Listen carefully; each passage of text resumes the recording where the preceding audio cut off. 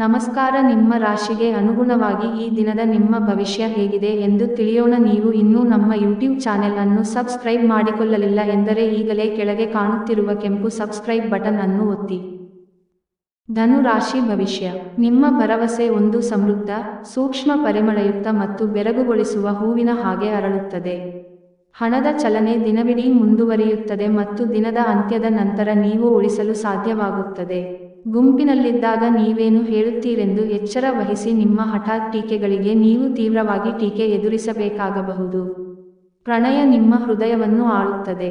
ನೀವು ಯಾವುದೇ ಹೊಸ ಯೋಜನೆಯನ್ನು ತೆಗೆದುಕೊಳ್ಳುವ ಮೊದಲು 2 ಬಾರಿ ಆಲೋಚಿಸಿ. ಹೆಚ್ಚು ಜನರನ್ನು ಭೇಟಿಯಾದಾಗ ಅಸಮಾಧಾನಗೊಳ್ಳುವಂತಹ ವ್ಯಕ್ತಿತ್ವ ನಿಮ್ಮದು ಮತ್ತು ನಿಮಗಾಗಿ ಸಾಮ್ಯವನ್ನು ತೆಗೆಯಲು ಪ್ರಯತ್ನಿಸುತ್ತೀರಿ.